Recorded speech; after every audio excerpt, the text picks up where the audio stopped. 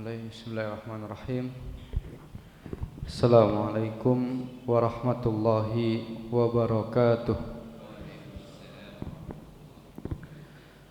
Innal hamdalillah nahmaduhu wa nasta'inuhu wa nastaghfiruh wa na'udzu billahi min syururi anfusina wa sayyiati a'malina. Man yahdihillahu fala mudhillalah wa may yudlilhu fala hadiyalah. Asyhadu an la ilaha illallah wahdahu la syarikalah wa asyhadu anna Muhammadan abduhu wa rasuluh la nabiyya wa la rasula ba'da. Amma ba'd. Pertama-tama kita panjatkan puji syukur kehadirat Allah Subhanahu wa taala atas limpahan rahmat dan karunia-Nya. Salawat serta salam selalu tercurahkan kepada junjungan Nabi besar kita Nabi Muhammad sallallahu alaihi wasallam beserta keluarganya, sahabatnya dan orang-orang yang mengikuti jejak beliau hingga akhir zaman nanti. Bapak-bapak, ibu-ibu sedang sholat subuh yang semoga dirahmati oleh Allah Subhanahu wa taala. Pada kesempatan yang mulia ini, di tempat yang mulia ini, insyaallah kita akan melanjutkan kembali syarah atau penjelasan kitab Adabul Mufrad, yang mana pada pertemuan yang lalu kita terhenti masih di bab tetangga, yang mana kita berhenti di subjudul ke-60, orang yang menutup pintu terhadap tetangganya. Kita sudah bahas juga hadis nomor 111 tentang orang yang menutup pintu terhadap tetangganya, yang mana nanti di akhirat tetangganya akan mengadukan hal tersebut kepada Allah Subhanahu wa taala di hari kiamat, mengatakan bahwasannya dia ini menutup pintunya dariku. Dan maksudnya menutup pintu di sini adalah enggak mau tahu tentang tetangganya, tidak peduli dengan tetangganya. Yang dia pikirkan hanya dirinya sendiri. Mau tetangganya itu kelaparan mungkin, atau tetangganya itu kekurangan, kesusahan, dia menutup matanya, enggak peduli dengan tetangganya. Dan perlu kita ketahui bahwasannya hal ini termasuk dosa, bahkan dosa besar. Bahkan disebutkan dalam hadis, tetangganya yang tidak diperhatikan, yang dia menutup mata darinya, akan mengadukannya kepada Allah Subhanahu wa taala. Menunjukkan ini merupakan dosa besar yang harus kita jauhi. Hendaknya kita lebih lagi melihat kepada tetangga kita, kita perhatikan apa kebutuhannya. Kalau memang kita bisa bantu, maka kita bantu. Jangan sampai kita menutup mata kita dari tetangga kita. Pada pagi hari ini di halaman 132 kita akan masuk ke subjudul baru, yaitu tidak kenyang sementara tetangga kelaparan. Maksudnya jangan sampai kita bisa tidur dengan lelap di malam itu karena kita telah kenyang, sudah makan, sementara ada tetangga kita yang kelaparan sehingga membuat dia tidur tidak nyenyak. Tentu maksudnya adalah tetangga ini dia memiliki kelebihan harta. Dia dalam keadaan kenyang, dia memiliki kelebihan harta, kemudian dia tahu ada tetangganya yang miskin, yang perlu bantuan, yang mungkin dia khawatir belum bisa makan di malam hari itu. Kemudian dia tidak peduli, sudah dia tahu tapi dia tidak pengen membantu, hanya memikirkan dirinya sendiri kenyang, Kemudian dia biarkan tetangganya dalam keadaan lapar. Ini yang dimaksud. Ini yang dimaksud. Dan di dalam hadis disebutkan orang yang seperti ini adalah orang yang tidak beriman. Kita bacakan hadisnya di halaman 133. An Abdullah bin al-Musawir qala sami'tu bin Abbasin yukhbiru bin Az-Zubair yaqul sami'tu an-nabiyya sallallahu alaihi wasallam yaqul laisal mu'minu alladhi yashba'u wa jaruhu ja'i'un. Dari Abdullah bin Al-Musawir, ia berkata, aku pernah mendengar Ibnu Abbas mengabarkan dari Ibnu Zubair, ia mengatakan, aku pernah mendengar Nabi sallallahu alaihi wasallam bersabda, bukan orang beriman orang yang kenyang sedangkan tetangganya lapar. Kita bacakan dulu kandungan hadis di buku ini. Iman seorang mukmin tidak sempurna sebelum memperhatikan keadaan tetangganya, tidak masa bodoh terhadapnya dan menolongnya sesuai dengan kemampuannya. Jadi kita ambil faedah yang pertama, ya, sebagaimana disebutkan oleh Syekh Abdul Razak Al-Badr rahimahullah, bahwasannya hafizahullah, bahwasannya ketika dikatakan di dalam hadis ini bukan orang yang beriman, artinya ada nafyul iman di situ, meniadakan iman di situ, artinya adalah bukan meniadakan iman, artinya imannya tidak ada sama sekali, hilang sama sekali, sehingga dia sudah tidak memiliki keimanan sama sekali, tidak. Bukan itu artinya. Yang dimaksud tidak memiliki iman di sini atau peniadaan di sini artinya adalah keimanannya tidak sempurna. Keimanannya tidak sempurna. Dan perlu kita ketahui juga bahwasannya tidak kesempurnaan iman itu ada yang berkaitan dengan iman yang wajib, ada yang iman yang sunnah. Ketika membahas tentang iman yang sunnah, orang itu tidak sempurna keimanannya yang sunnah, ya maka ini tidak mengapa. Karena hukum sunnah itu adalah ketika dia melakukannya maka dia mendapatkan pahala, ganjaran dalam fikih. Namun ketika seseorang itu meninggalkannya maka tidak ada dosa baginya. Ya, kita lihat amalan-amalan sunnah yang ada. Ketika kita melakukannya itu berarti kita menyempurnakan iman kita, ya, tapi yang sunnah. Ada kesempurnaan iman yang wajib. Nah, poin kita di hadis ini adalah poin kesempurnaan iman yang wajib. Yang mana ketika seseorang itu tidak menyempurnakan keimannya dalam hal yang wajib, maka dia berdosa. Kenapa kita harus mengetahui hal ini? Kita harus mengetahui hal ini agar tidak terlalu berlebih-lebihan, dan kita juga tidak terlalu bermudah-mudahan. Ketika seseorang itu tahu bahwasannya yang dimaksud dengan tidak ada iman di sini adalah tidak sempurna imannya, maka dia tidak akan berlebihan seperti orang-orang yang terjatuh, ya, menghukumi pelaku dosa besar kafir karena imannya sudah tidak ada. Dia mengartikan bahwasannya la yu'minu ahadukum di sini tidak beriman berarti imannya hilang, kafir udah dia. Tentu ini berlebih-lebihan. Kemudian yang kedua, tidak bermudah-mudahan juga. Tidak bermudah-mudahan dalam arti kita lakuin ini imannya masih ada. Cuman apa? Ya cuman nggak sempurna aja. Sehingga akhirnya apa? Bermudah-mudahan udah. Masih dosa, masih ada iman. Cuman nggak sempurna aja.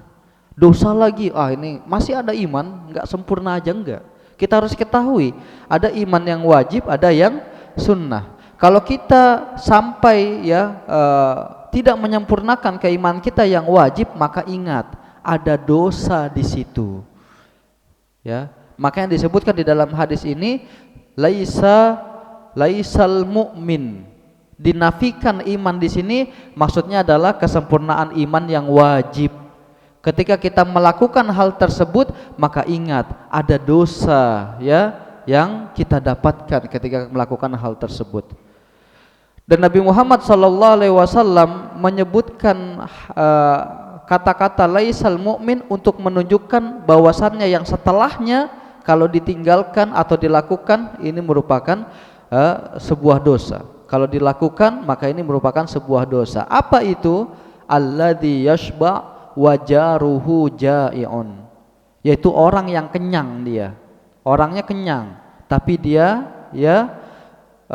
sedangkan tetangganya dalam keadaan kelaparan. Tentu kita ketahui tadi, kita jelaskan di awal, orang yang dalam keadaan kenyang, mampu dia bahkan memiliki kelebihan, dan dia mengetahui kondisi tetangganya, namun dia masa bodoh terhadap itu, dia biarkan tetangganya dalam keadaan lapar.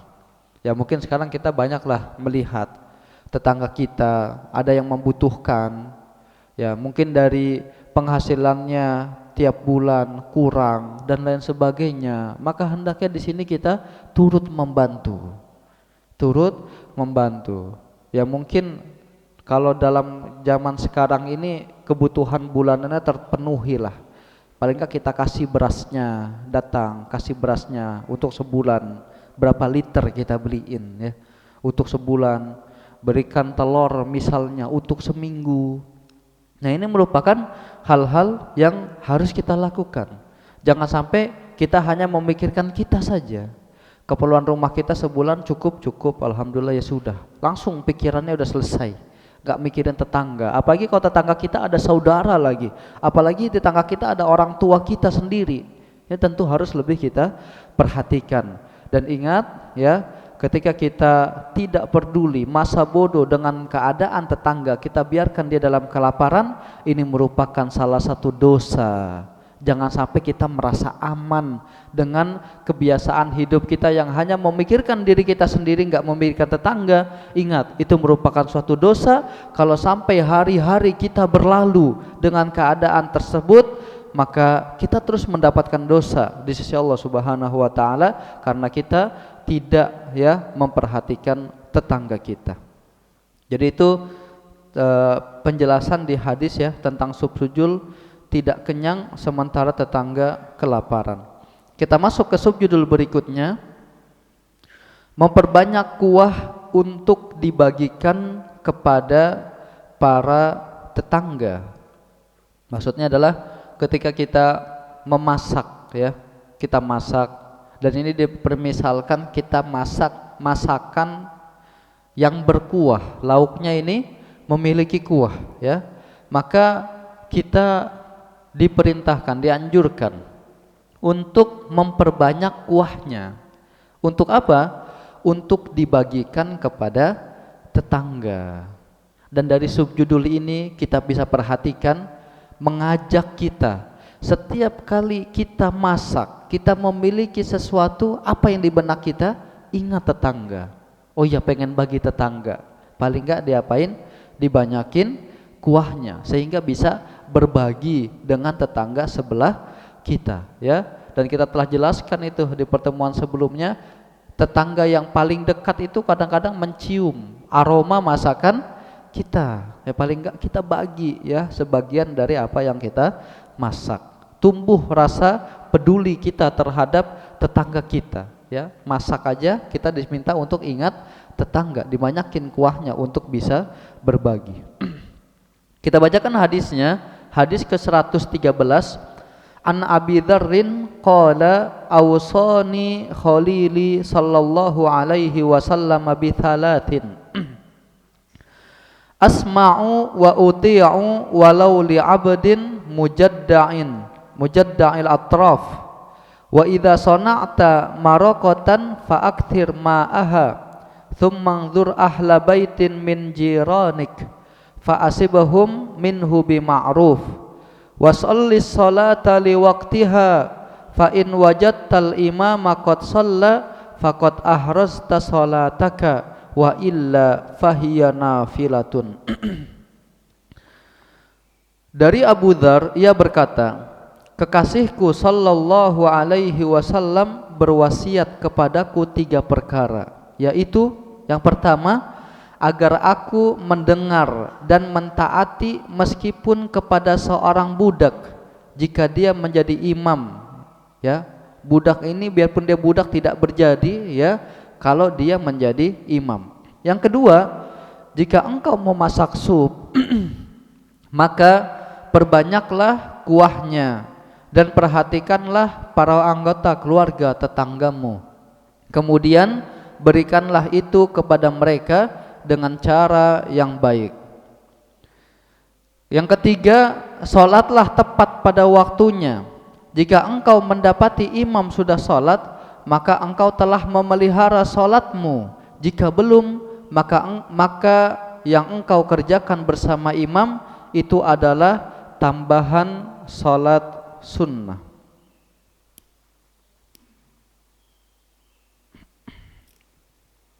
Ya, mohon maaf sebentar.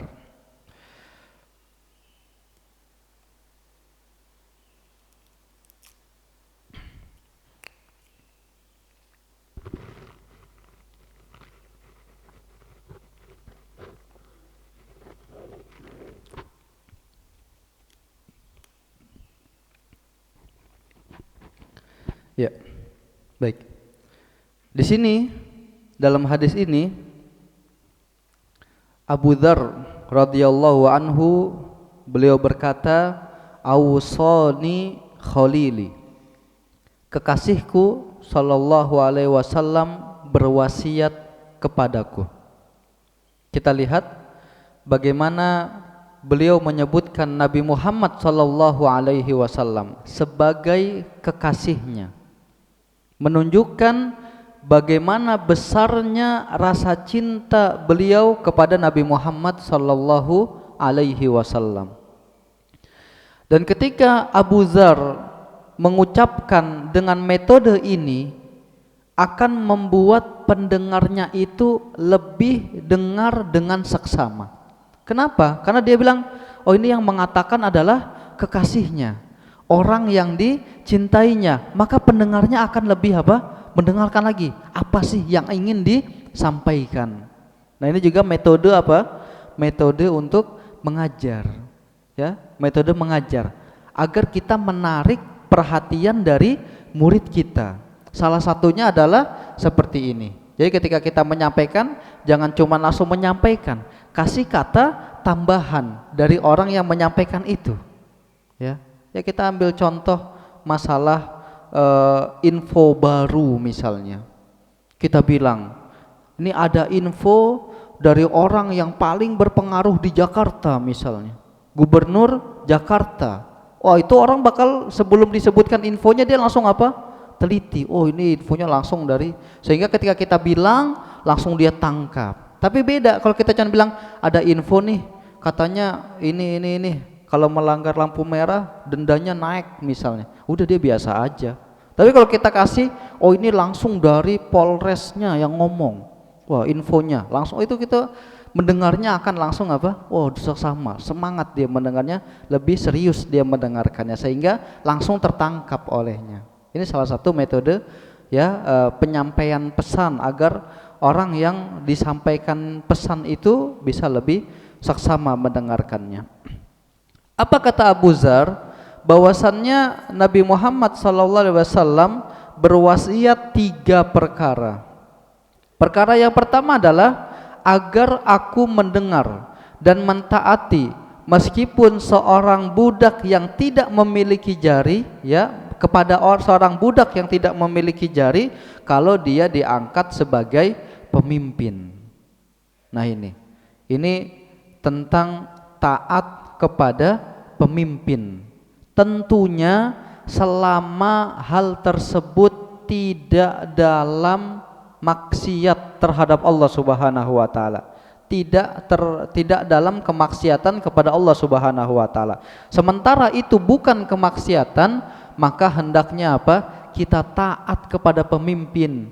Bahkan disebutkan oleh Nabi Muhammad, walaupun pemimpin itu budak, bukan cuma budak, jarinya terputus lagi, tetap harus kita taat kepada pemimpin. Lain halnya kalau pemimpin mengajak kepada kemaksiatan kepada Allah atau menghalangi dari melakukan hal-hal yang wajib. Maka di sini kata Nabi Muhammad SAW, la ta'ata li makhlukin fi ma'siyatillah. Enggak ada ketaatan kepada makhluk kalau itu dalam rangka kemaksiatan kepada Allah. Tapi kalau itu bukan kemaksiatan kepada Allah, kita wajib mematuhi, memenuhi. Adanya lampu merah misalnya, diatur biar tertib. Gimana? Ya kita ikuti, patuhi.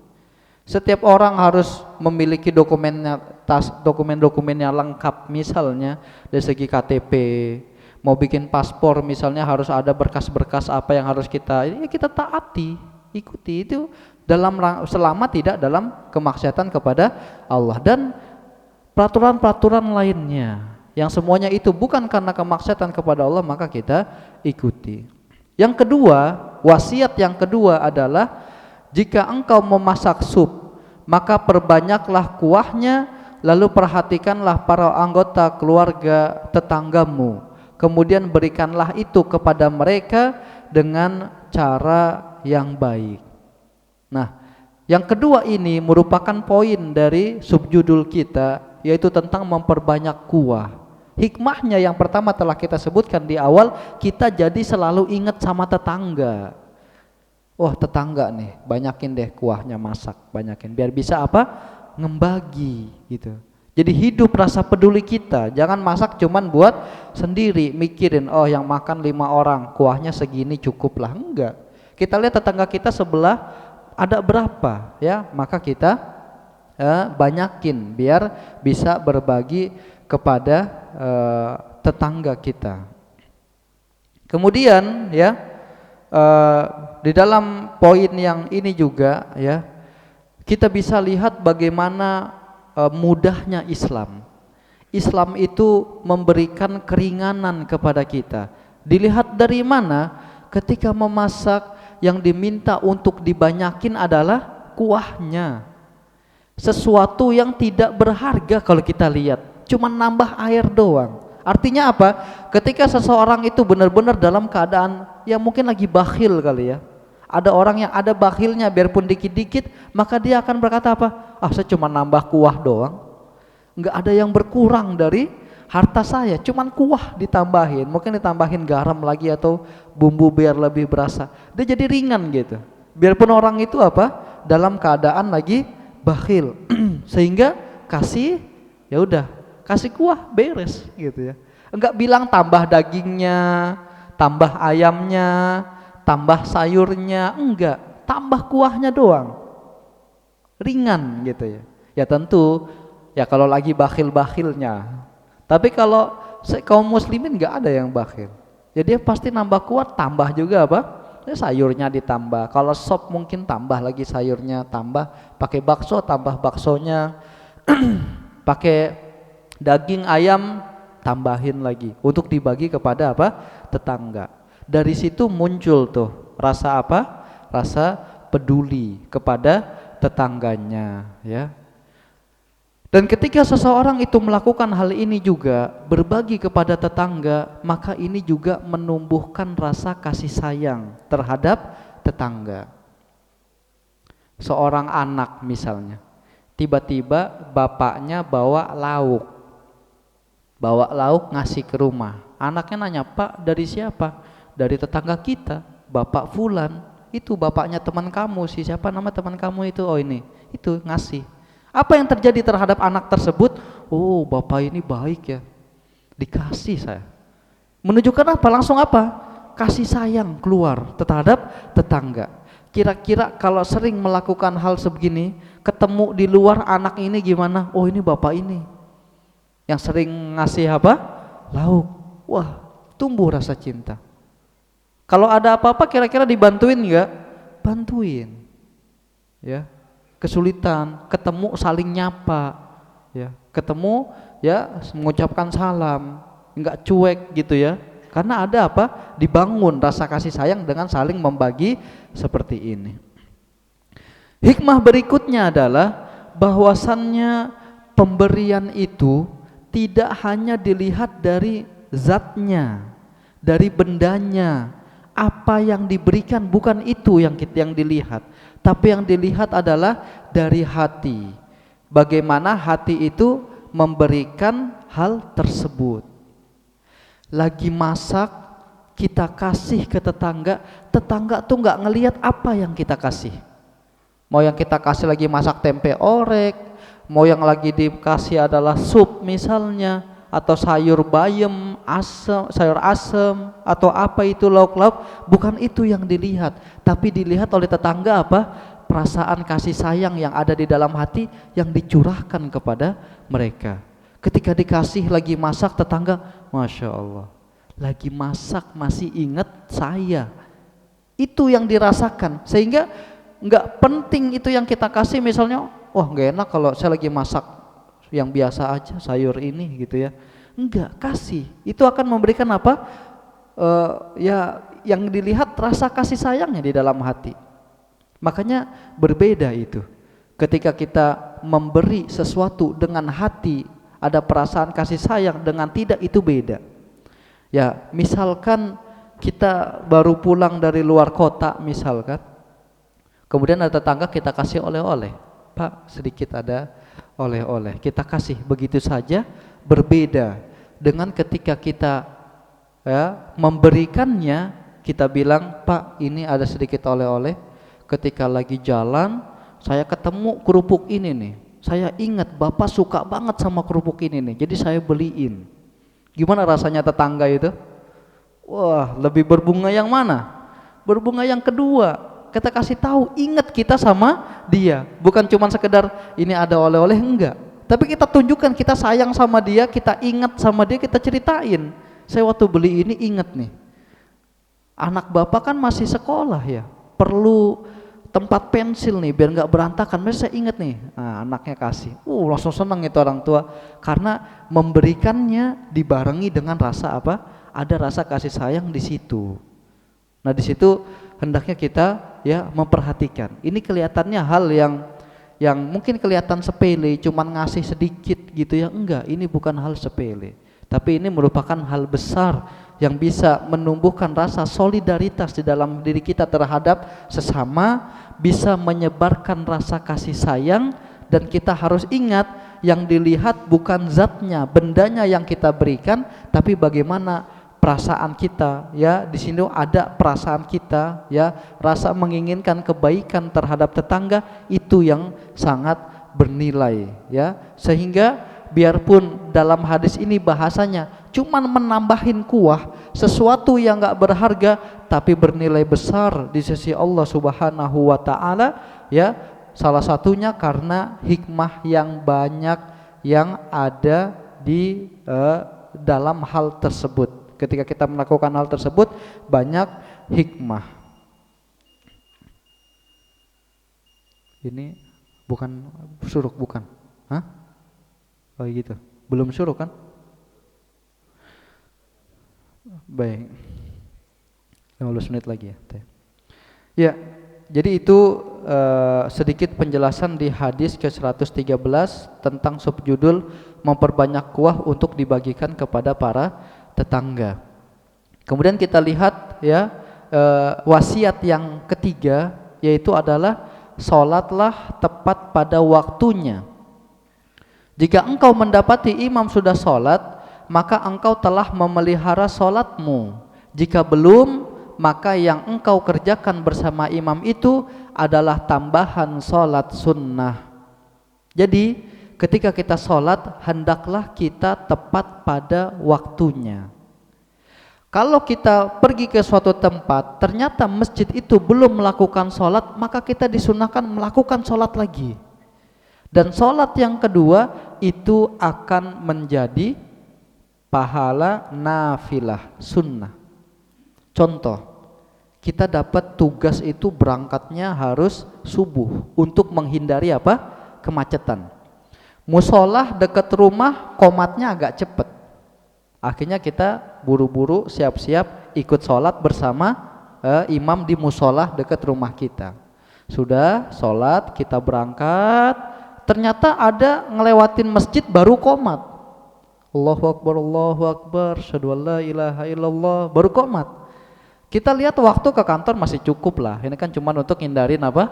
Macet doang. Di situ disunahkan kita ikut sholat lagi bersama imam tersebut. Sholat yang pertama kita lakukan itu sholat yang sempurna, udah sempurna itu sholatnya insya Allah ya. Dan sholat yang kedua bersama imam yang kedua di masjid yang kedua ini merupakan penyempurna sholat. Atau contoh yang kedua, kita udah sholat di rumah, nggak berjamaah, karena kita kira udah pada sholat semua, udah selesai, akhirnya kita sholat. Kemudian kita keluar rumah ingin berangkat kerja misalnya atau yang lainnya, ternyata masjid itu baru qomat, atau mungkin kita lihat ini belum qomat ini, maka kita disunahkan untuk ikut sholat di situ ya bareng. Maka sholat ini adalah penyempurna atau pahala nafilah tambahan untuk kita.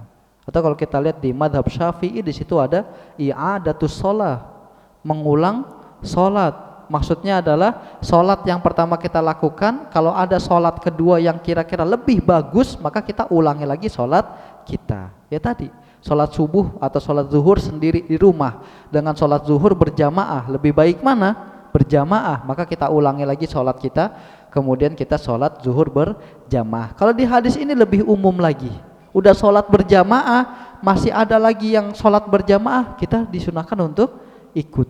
Maka itu akan menjadi pahala sunnah bagi kita. Ini merupakan wasiat Rasulullah SAW kepada Abu Dzar, ya, kepada Abu Dzar. Di halaman 135 hadis nomor 114 kita bacakan, walaupun ini nanti poin-poin dari hadisnya sudah kita jelaskan, tapi kita dengarkan hadisnya.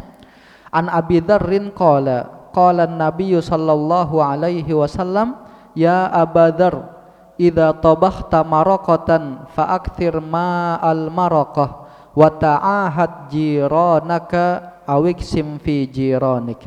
Dari Abu Dzar ia berkata, Rasulullah sallallahu alaihi wasallam bersabda, wahai Abu Dzar, jika engkau memasak sup maka perbanyaklah kuahnya dan perhatikanlah tetanggamu atau bagikanlah kepada para tetanggamu. Ini faedah hadis yang ada di dalam hadis nomor 114 ini kurang lebih sama dengan wasiat kedua Rasulullah sallallahu alaihi wasallam di hadis nomor 113. Kita masuk ke subjudul berikutnya, sebaik-baik tetangga. Hadisnya nomor 115, an Abdullah bin Amr bin al-As an Rasulillahi sallallahu alaihi wasallam annahu qala khairul ashabi indallahi ta'ala khairuhum li sahibihi wa khairul jirani indallahi ta'ala khairuhum li jarih.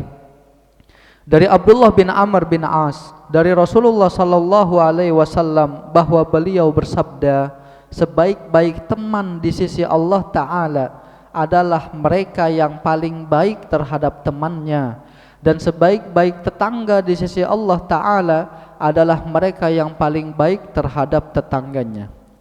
Kita bacakan kandungan hadis yang ada di buku ini. Yang pertama, anjuran agar menghormati dan menghargai persahabatan yang dijalin atas dasar keimanan, anjuran agar menjaga tetangga dan berbuat baik kepadanya.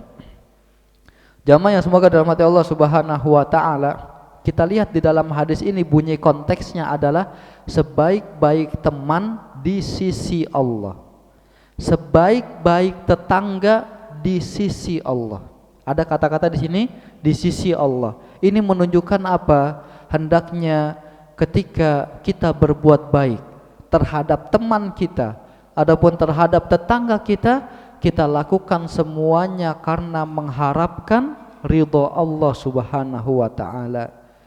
Kita mengharapkan wajah Allah Subhanahu wa taala ketika kita melakukannya, ya, karena mengharapkan surga, balasan dari Allah Subhanahu wa taala, maka kita akan bisa dengan mudah menjadi teman yang terbaik dengan kita melakukan apa?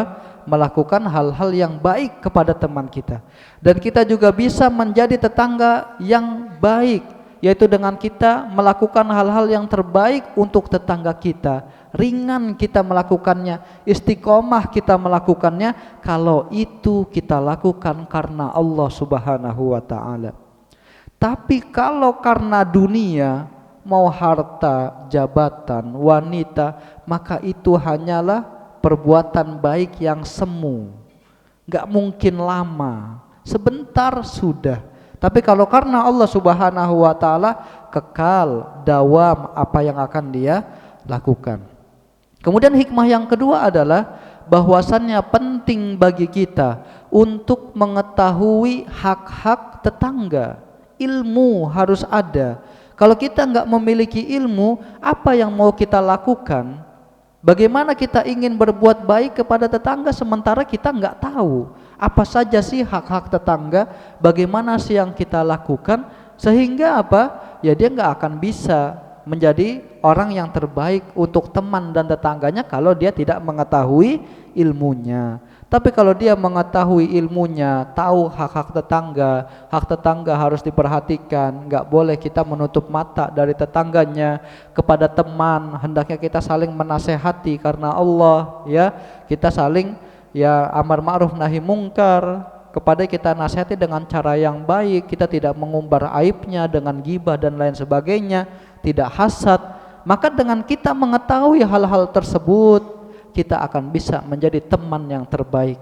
Kita bisa menjadi teman ya tetangga yang terbaik dengan mengetahui ilmunya. Hendaknya kita mengetahui, mencari tahu, belajar. Salah satunya kita duduk di majelis ilmu ini merupakan salah satu ikhtiar kita untuk mengetahui ilmu, untuk kita tahu hak-hak tetangga, hak-hak teman, sehingga kita bisa melakukannya, menjadi teman yang terbaik dengan kita melakukan hal-hal yang terbaik untuk teman-teman kita. Kemudian yang terakhir dari hadis ini adalah fahmul mukhalafah, atau pemahaman yang terbalik dari hadis ini. Berarti seburuk-buruk teman, seburuk-buruk tetangga adalah yang perilakunya buruk terhadap temannya. Di depan mungkin baik, tapi di belakang lain lagi ceritanya. Atau kepada tetangganya juga seperti itu, melakukan hal-hal yang buruk, suka pamer aja misalnya, tapi nggak pernah memberi, membagi dan lain sebagainya, perbuatan-perbuatan buruk. Maka ketika melakukan itu, ketahuilah dia telah menjadi teman yang terburuk di sisi Allah Subhanahu wa taala, dia telah menjadi tetangga yang terburuk di sisi Allah Subhanahu wa taala. Masih bisa satu hadis lagi mungkin 5 menit? Baik, kita masuk hadis yang terakhir untuk pagi hari ini, subjudul tetangga soleh. Hadis nomor 116. An-Nafi' bin Abdul Harith anin Nabi sallallahu alaihi wasallam qala min sa'adatil mar'i al-muslimil maskan min sa'adatil mar'il muslim al-maskanul wasi' wal jarus salih wal markabul hani. Dari Nafi' bin Abdul Harith, dari Nabi sallallahu alaihi wasallam, beliau bersabda, di antara kebahagiaan orang muslim adalah tempat tinggal yang luas, tetangga yang soleh, dan kendaraan yang nyaman. Di dalam hadis yang lain ada tambahan satu lagi, yaitu istri yang solehah. Jadi kebahagiaan seorang muslim, udah punya rumah yang luas, punya tetangga yang soleh, punya kendaraan yang nyaman, istri yang solehah, udah nikmat, udah dunia dia dapatkan. Walaupun jarang yang dapat tempat-tempat ya, ada aja satu mungkin yang belum gitu ya. Ya memang itu ujian dunia ya. Nah, kandungan hadis ini yang pertama adalah tentang kebahagiaan seorang muslim, rumah yang luas.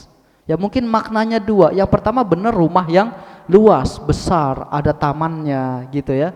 Tapi yang hakiki adalah bagaimana orang ketika masuk ke dalam rumah hatinya nggak sempit, tapi hatinya apa? Bahagia. Begitu masuk rumah, assalamualaikum, waalaikumsalam, anaknya nyambut, nyium tangan, istrinya cium tangan, istrinya nanya mau minum apa pak? Wah, itu yang dimaksud dengan rumah yang luas. Jadi bukan cuma sekedar rumah yang luas, setiap kamar setiap anak satu kamar, fasilitas lengkap, masuk rumah, assalamualaikum, nggak ada yang nyaut, pada sibuk di dalam rumahnya masing-masing.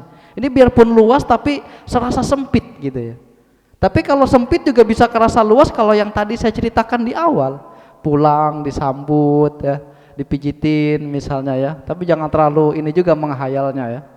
Jadi hal-hal yang enak gitu sama keluarga itu enak. Pulang ya, di rumah begitu azan, semua anak-anaknya keluarga bangun rebutan antri kamar mandi, pengen duluan apa? Wudu. Enak gitu kita tinggal tuh. Enak. Tapi kalau azan, yang satu masih main handphone, yang satu masih ini teriak-teriak dulu. Kadang nggak mau sholat di rumah aja. Wah, ini nggak luas rasanya rumahnya. Biarpun rumah itu apa? Luas, ya. Ya semoga kita bisa mendapatkan rumah yang luas, bukan hanya zatnya luas tapi hakiki. Yang kedua, kebahagiaan seorang muslim ketika memiliki tetangga yang soleh. Yang mana tetangga soleh ini tidak akan mengganggunya. Tidak akan ya, dia akan merasa aman dengan adanya tetangga yang soleh ini. Dia akan senang tetangganya keluar, anaknya mungkin keluar rumah ngelihat tetangganya lagi jalan ke masjid misalnya, atau mungkin lagi berzikir, lagi jalan sambil berzikir dilihatin sama anak, oh jadi berzikir. Jadi apa yang kita merasa nyaman gitu.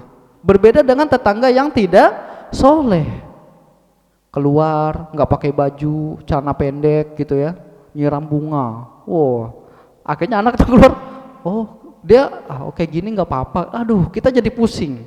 Tapi kalau tetangga yang soleh, menjaga pakaian ya, rapi, bersih, ngucapin salam, kita aman. Anak keluar ya udah keluar aja. Yang dilihat apa? Baik-baik semua, soleh-soleh semua, gitu enak. Itu tetangga yang soleh ini merupakan kenikmatan.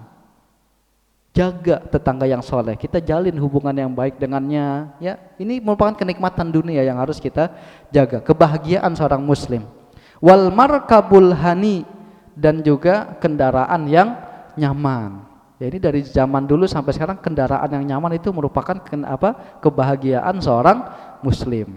Dulu mungkin menuntut ilmu dari negeri ke negeri ya.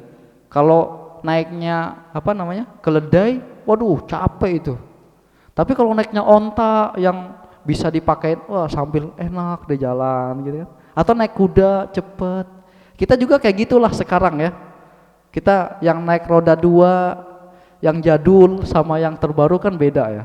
Yang baru duduknya enak, cetangnya megangnya enak, nyaman kita kemana-mana. Naik mobil tinggal pencet, nyala, kebuka, masuk, udah ada yang supirin, rasanya nikmatnya dunia. Mau semua Bapak Ibu. Habis ini kita sholat duha ya, insya Allah sempurnakan, Allah cukupkan kita di sore hari.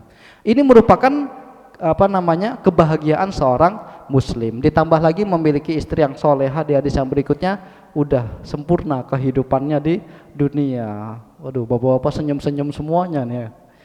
Baik, jadi itu sedikit kandungan hadis yang perlu kita ketahui. Ketika kita mendapatkan ya kebahagiaan dunia, jangan sampai kita menjadikannya untuk melakukan kemaksiatan. Ambil contoh kecil, kita memiliki kendaraan yang nyaman, jangan sampai kendaraan ini kita gunakan untuk kemaksiatan. Ingatlah bahwasannya kenikmatan yang Allah berikan kepada kita akan ditanya sumbernya dari mana, kemudian digunakan untuk apa. Jangan sampai Allah sudah kasih kenikmatan kita malah mencelakakan diri kita sendiri dengan kemaksiatan. Kita pakai ini mobil ya untuk melakukan kemaksiatan tidak. Semua karunia yang Allah berikan hendaknya itu menjadi peningkatan kita terhadap akhirat kita, bukan justru merusak akhirat kita. Wallahu taala alam bisawab. Insyaallah pertemuan berikutnya kita akan lanjut ke halaman 65, tetangga yang buruk ya. Kita akan bahas ini insyaallah. Sebelum ditutup, kalau ada pertanyaan dipersilakan. Ya, baik, silakan Pak. Waalaikumsalam warahmatullahi wabarakatuh.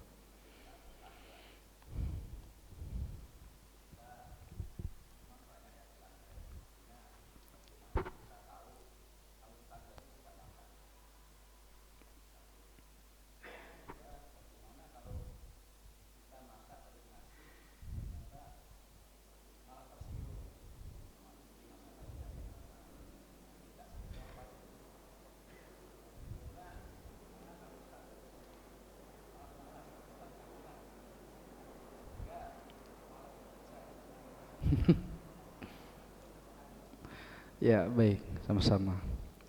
Ya, pertanyaan yang pertama adalah bagaimana kita mengetahui kalau tetangga itu kelaparan atau mungkin kita ketahui tetangga itu membutuhkan. Yang pertama, kalau memang kita sering bertemu, ya insya Allah kita tahu lah gitu ya. Berangkat kerja dia masih nongkrong di situ, pulang kerja masih juga nongkrong di situ mungkin ya. Atau mungkin kita lihat jarang belanja misalnya. Atau mungkin kita bisa dapat laporan dari ya pejabat setempat dari RT misalnya. Atau mungkin kita dengar kabar dari tetangga yang satu lagi. Ya bukan kita mencari tahu, oh ini miskin enggak? Ya mungkin kalau kayak gitu bahasanya kayak nyari aib orang kayaknya ya. Tapi mungkin kita lagi ngobrol tiba-tiba ada tetangga bilang, ih kasihan banget nih yang ibu yang ini gitu ya. Suaminya baru di PHK, lagi bingung nyari-nyari kerjaan. Oh langsung kita nangkep, oh ini berarti lagi apa, perlu bantuan, langsung kita bantu. Jadi bukan kita aduh saya lagi banyak duit nih, yang miskin mana ya gitu ya, enggak kayak gitu aja. Atau dari RT kita sensus RT, PRT gimana nih, oh ini ada yang janda di sini kerjaannya cuman nyuci nyetrika misalnya, anaknya ada 4. Nah ini kita tahu kan, oh jadi ini berarti perlu bantuan. Kayak gitu kita cari ujung-ujungnya dengan cara yang baik ya, dengan cara yang baik. Jangan sampai kita justru pengennya baik tapi caranya salah, orang menganggapnya itu hal yang buruk jadinya, padahal kita maksudnya baik. Yang kedua, bagaimana ketika kita memberikan tersinggung, mungkin karena rasanya atau karena dikit apa tadi kita sebut di awal, lagi-lagi dengan cara yang baik. Dan yang dilihat itu bukan apa, zatnya. Dan saya rasa setiap kita itu mengerti kira-kira yang kita berikan ini cocok atau tidak. Ya, jangan sampai kita goreng ikan lupa balik gosong sebelah. Terus kita kasih ke tetangga ini yang gosong sebelah, yang enaknya kita makan. Nah ini tentu tetangga akan tersinggung, waduh gosong sebelah dikasih ke saya gitu ya. Tapi kita pilih, oh dari ikan 5 ini, oh yang gosong sebelah ya jangan kita kasih lah, tapi kita kasih yang kita masaknya sempurna. Insya Allah kalau kita memperhatikan hal itu yang ma'ruf, ya kita tahu lah, kita kalau dikasih ikan gosong sebelah pasti kita ini kan, nah kita kasih yang terbaik. Masakan lama yang sisa kita kasih, yang baru kita makan. Khawatir nanti takutnya basi atau apa. Ini mungkin hal-hal tersebut ini, intinya ma'rufnya itu harus kita ketahui ya, secara baiknya. Kalau udah kita lakukan secara ma'ruf, insya Allah tetangga itu enggak tersinggung. Tadi disebut juga sedikit misalnya, ya sedikit ada kadarnya lah gitu ya. Kalau memang kita ngasih untuk 1 porsi makan, saya rasa itu enggak sedikit. Kalau emang sedikit banget gitu ya, itu baru ini bercanda atau ngasih nih gitu ya. Nah itu, jadi saya rasa ketika kita melakukannya sesuai dengan ma'ruf, yang diketahui baik secara oleh masyarakat, masa itu tidak akan bermasalah. Yang kedua ya, bagaimana kalau tetangga itu menjadi malas karena mengharapkan pemberian kita ya. Maka yang pertama ini was-was dari syaitan. Jangan sampai ketika kita pengen memberi, aduh nanti dia jadi males nih, ngandelin saya terus. Enggak, kasih aja. Itu was-was dari syaitan. Kecuali kalau kita memang cukupin dia gaji UMR tiap bulan, itu saya yakin pasti dia jadi males itu. Tiap bulan kita kasih UMR nih buat kamu nih, udah UMR gitu ya. Besok kasih lagi, apalagi sampai kita janjiin, udah selama kamu masih susah, saya kasih terus gaji UMR. Wah itu udah. Akhirnya dia jadi apa? Ketergantungan. Tapi kan kita cuma ngasih hadiah lah istilahnya, untuk menunjukkan apa? Bahwasannya kita peduli terhadap tetangga. Yang kita kasih pun ya sebatas yang kita bisa saat itu. Habis pulang dari luar kota, kita ingat kita bawain sedikit. Kita masak kasih. Nah, jadi hal-hal yang seperti ini insya Allah nggak membuat orang itu ketergantungan kepada kita. Tidak, ya insya Allah. Ya, tapi jangan sampai karena ada was-was seperti itu akhirnya kita jadi apa? Batal ngebantu tetangga. Wallahu a'lam bishawab. Semoga bisa menjawab, Pak. Baik. Ada lagi yang lain? Baik, kalau tidak ada mungkin kita cukupkan sampai di sini. Insya Allah kita lanjutkan di pertemuan berikutnya. Yang benar dari Allah Subhanahu wa taala, yang salah dari diri saya sendiri dan dari syaitan. Saya mohon maaf apabila ada salah kata atau salah sikap. Kita akhiri dengan doa kafaratul majlis. Subhanakallahumma wa bihamdika asyhadu an la ilaha illa anta astaghfiruka wa atubu ilaik. Wabillahi taufiq wal hidayah. Wassalamualaikum warahmatullahi wabarakatuh.